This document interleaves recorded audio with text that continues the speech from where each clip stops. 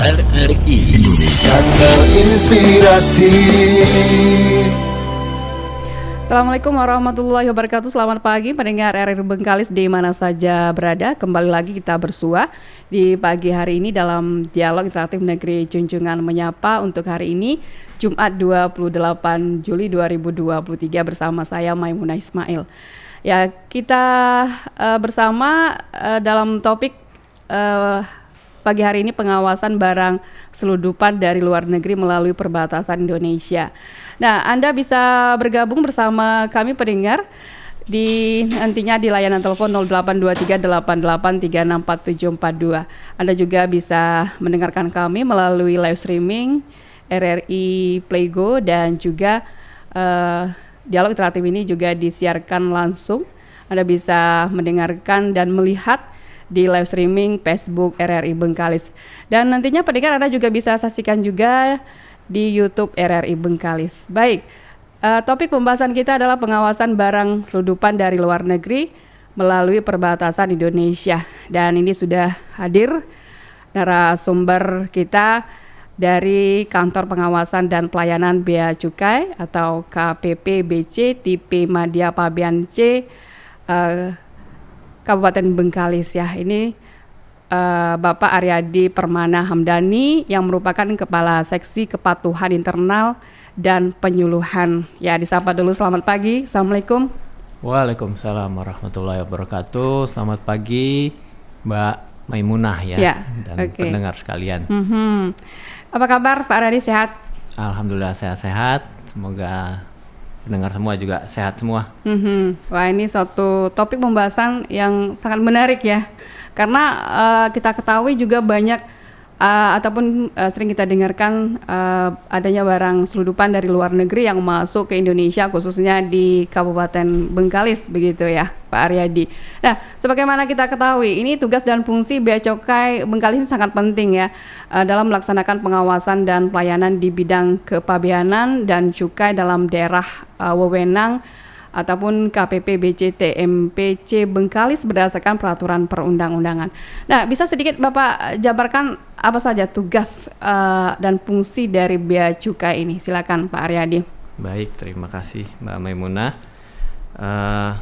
Langsung ya masuk ke tugas dan fungsi secara umum ya. Kita memang punya empat tugas utama itu ya.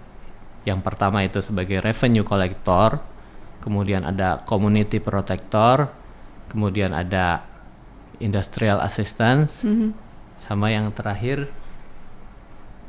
apa? Trade facilitator. Sorry ya. Nah, yang kita akan bahas mungkin dalam tema pagi hari ini lebih ke community protector, Mbak. Tadi yang Mbak Maimunah sampaikan terkait bagaimana mengawasi barang-barang selundupan itu. Jadi memang itu bagian dari fungsi community protector, bagaimana fungsi kami di sini menjaga masyarakat dari barang-barang yang membahayakan, barang-barang yang ilegal. Yang ilegal itu pun tidak hanya membahayakan dari sisi mungkin keamanan, keselamatan, kesehatan, tapi juga bisa jadi membahayakan juga ekonomi juga, makanya dimasukkan secara ilegal gitu. Oke. Nah, apalagi kita ketahui kan Bengkalis yang merupakan salah satu berbatasan langsung dengan negara tetangga begitu ya. Selat Melaka yang sebagai pembatasannya saja, dan kita dengar juga terkadang adanya barang-barang selundupan yang masuk ke Bengkalis begitu. Nah, baik. Dengan tugas dan fungsi Bea Cukai dalam pengawasan ya, tadi seperti yang Pak Aryadi sampaikan, terutama dalam community protector, community masyarakat. Oke. Nah, ini untuk wilayah hukum Bea dan Cukai Bengkalis ini berapa luasnya, Pak Aryadi? Ya, sebelum masuk ke luasnya, jadi di kami ini dibagi-bagi per kantor tadi. Di Bengkalis sendiri kami mengawasi hampir 26.000 kilometer persegi. Itu meliputi Kabupaten Bengkalis itu sendiri, meskipun tidak seluruhnya ya, ada kecamatan-kecamatan yang masuknya irisan dengan kantor pelayanan bea cukai yang lain, contohnya di Dumai. Itu kecamatan Rupat Utara itu masuknya di Dumai, contohnya seperti itu. Jadi memang tidak identik dengan wilayah administratif. Nah, itu semua mengacu pada peraturan Menteri Keuangan. Jadi kita sudah ditentukan gitu, tiap kantor itu punya wilayah pengawasan masing-masing. Itu mengacu pada peraturan Menteri Keuangan nomor 188 tahun 2016. Ada perubahan 183 tahun 2021. Jadi salah satu kecamatan yang ada di Kabupaten Bengkalis yaitu Rupat tadi ya, seperti Rupat. yang Bapak sampaikan, tidak termasuk wilayah kerja ataupun wilayah hukum dari Bea Cukai Bengkalis, begitu. Selain itu, ini menambahkan sedikit. Selain Kabupaten Bengkalis, Kabupaten Meranti pun masuk dalam wilayah pengawasan kami di Bea Cukai Bengkalis. Jadi Meranti masuk dalam wilayah pengawasan dari Bea Cukai Bengkalis, begitu. Nah, ini kenapa ini tidak hanya Bengkalis saja, Meranti juga bisa masuk dalam wilayah hukumnya, begitu. Mungkin kita perlu flashback ya, historis sedikit. Beberapa tahun ke belakang tuh sempat ada kantor pelayanan bea cukai Selat Panjang. Selat Panjang itu membawahi dulunya ya Meranti itu ikut Selat Panjang. Kabupaten Bengkalis ya ikutnya Bengkalis. Seiring dengan perkembangan zaman gitu ya, ada pemikiran, ada pertimbangan untuk Selat Panjang ini dilebur jadi satu dengan Bengkalis. Makanya wilayah pengawasannya pun akhirnya ikut ke kantor Bea Cukai Bengkalis. Jadi historisnya seperti itu kurang lebih. Nah, dengan wilayah yang cukup luas ya, seperti Pak Aryadi sampaikan tadi, ini bagaimana Bea Cukai mengawal daerah perbatasan Indonesia ini? Nah, khususnya Bengkalis dan Selat Panjang tadi, begitu Pak Aryadi? Betul. Ya, memang ini jadi tantangan tersendiri ya bagi kami, bagaimana 26.000 km persegi tadi kita coba awasi, kita coba pagari lah istilahnya. Cuma kan memang tidak mungkin ya secara fisik kami hadir di sepanjang perbatasan. Makanya salah satunya kantor pengawasan dan pelayanan Bea Cukai Bengkalis tipe Madya Pabean Bengkalis, tipe Madya Pabean C Bengkalis, itu punya kantor bantu. Ada di Bantan, di Selat Baru itu melayani penumpang dari luar negeri. Kemudian di Selat Panjang ada kantor bantu juga, melayani kegiatan ekspor impor. Kemudian di Sungai Pakning kantor bantu. Selain itu kami juga punya 14 pos pengawasan. Karena memang tadi disampaikan Mbak Maimunah ya, bagaimana Selat Malaka ini jadi jalur yang memang ramai dan rawan juga. Makanya kita punya 14 pos pengawasan, itu dalam tujuan itu tadi, bagaimana kita seoptimal mungkin coba mengawasi lah kita istilahnya, agar kita bisa punya mata di banyak tempat gitu. Nah, di samping itu juga itu secara fisik, kemudian kita juga perkuat juga. Ini kan sudah zamannya teknologi ya. Teknologi, bagaimana kita melakukan pengawasan dibantu dengan teknologi-teknologi yang terkini seperti itu. Nah, kalau berbicara mengenai teknologi ya, ini pengawasan juga tidak hanya dari Bea Cukai, juga masyarakat terutama barangkali juga bisa berpartisipasi untuk memberikan informasi. Ada nggak dari Bea Cukai Bengkalis ini suatu aplikasi yang bisa masyarakat download ataupun sampaikan informasi-informasi terkadang ada sesuatu hal yang mencurigai, terutama dalam kasus seludupan ini, begitu Pak Aryadi? Ya, jadi dengan atau bagaimana caranya begitu ya? Terkait dengan kami menyebutnya saluran pengaduan lah. Saluran pengaduan. Saluran pengaduan itu ada, kami juga di berbagai platform kami coba sediakan ya, di Instagram, terus di website kami beacukaibengkalis bcbengkalis.go.id, di Instagram kami bcbengkalis.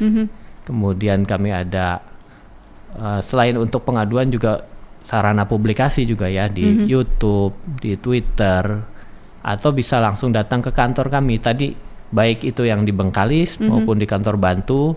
Itu kalau memang masyarakat punya informasi ataupun ingin bertanya gitu, silakan langsung datang juga, kami sangat terbuka untuk itu. Nah, kalau aplikasi memang lebih ke untuk pelayanan kalau aplikasi. Okay. Nah, atau ada nomor-nomor khusus yang bisa langsung masyarakat gunakan untuk menyampaikan pengaduan begitu. Nah, yang bisa langsung, biasanya apakah WhatsApp atau bagaimana?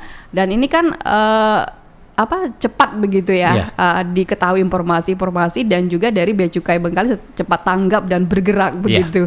Nah, baik, pendengar Anda bisa gabung bersama kami di 082388364742. Nah, terkait dengan nomor yang bisa dihubungi ini kemana saja nih Pak Aryadi? Ya, kalau untuk nomor Humas Humas Bengkalis bisa di 0811 300 459. Oke. Selain itu tadi juga banyak juga yang sudah memberi informasi atau pertanyaan juga lewat platform-platform sosial media kami. Direct message Instagram itu sudah ada juga tuh beberapa masyarakat yang menggunakan itu. Jadi bebas aja, lebih nyaman menggunakan yang mana, silakan aja. Tadi yang nomor Humas tadi juga sudah disebutkan. Tapi biasanya sejauh ini kalau ada suatu pengawasan ataupun yang dilakukan ya dari Bea Cukai, terutama kasus seludupan ini bagaimana? Masyarakat biasanya apakah menyampaikan informasi tersebut melalui apa begitu Pak Aryadi? Ya, jadi kita memang membuka seluas-luasnya informasi ya, baik itu dari masyarakat ataupun dari kami sendiri punya unit yang khusus memang mencari informasi, baik itu lewat masyarakat juga di lapangan ataupun dari analisa gitu.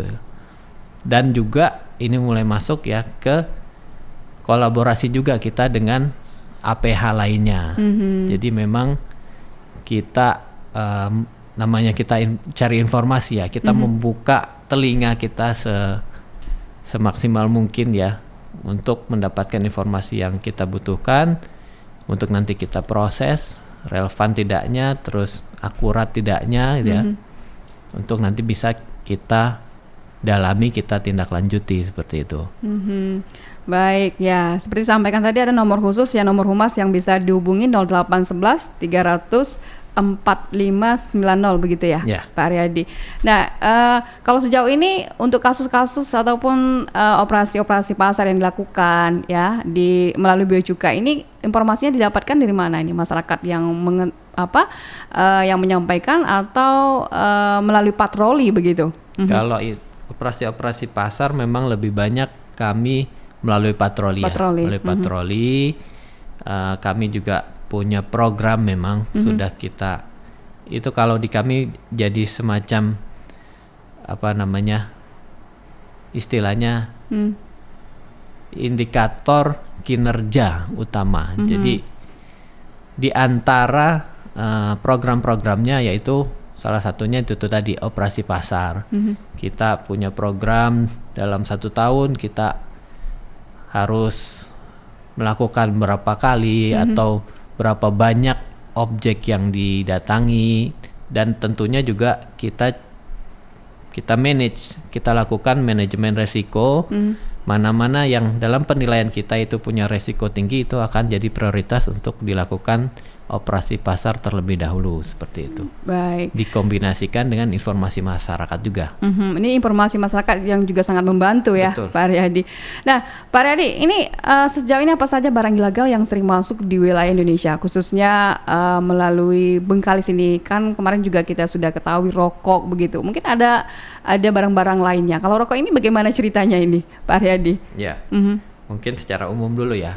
Kalau di tipikal atau karakteristik di kita ini, saya menyebutnya pesisir timur Sumatera ini.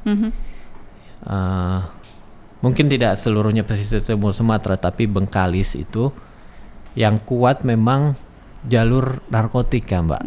Jalur narkotika. Itu dalam beberapa tahun terakhir ini memang selalu ada tiap tahun dan lumayan besar jumlahnya. Kemudian balpres itu pakaian bekas, itu yang setahun ini bisa dibilang paling banyak ya. Yang kalau rokok kemarin itu kan nah ini ada sedikit yang perlu kami perjelas lebih lanjut ya. Kalau rokok, kalau tadi kan kita bicara tadi bagaimana barang impor ya. Nah, rokok ini dalam temuan kami terakhir adalah ini masih kami dalami apakah betul itu yang X dari kawasan bebas, karena rokok itu kan rokok kawasan bebas ya berarti peruntukannya hanya untuk di kawasan bebas. Kalau sampai ditemukan di sini berarti itu masuk secara ilegal. Nah, itu pun masih dalam proses pendalaman apakah betul ini buatan dari kawasan bebas. Jadi kurang lebih seperti itu ceritanya rokok.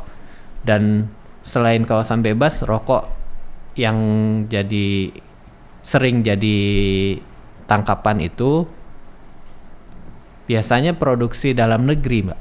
Produksi dalam negeri tanpa bea cukai, tanpa cukai begitu, pita cukai istilahnya gitu. Ya. Jadi hal itu untuk kasus yang kemarin bagaimana? Apakah memang tanpa pita cukai begitu ya? Ya, tanpa pita cukai memang. Yang itu case-nya memang kalau dari kawasan bebas itu memang tanpa pita cukai, Mbak. Cuma memang ada keterangannya ya. Khusus kawasan bebas itu. Baik. Ya, pendengar di 082388364742 Anda bisa bergabung bersama kami pendengar dalam dialog interaktif Negeri Junjungan Menyapa, pengawasan barang selundupan dari luar negeri melalui perbatasan Indonesia.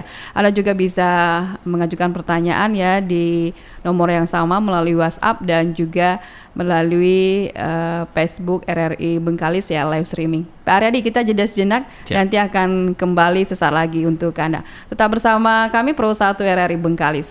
RRI Indonesia, Kanal Inspirasi.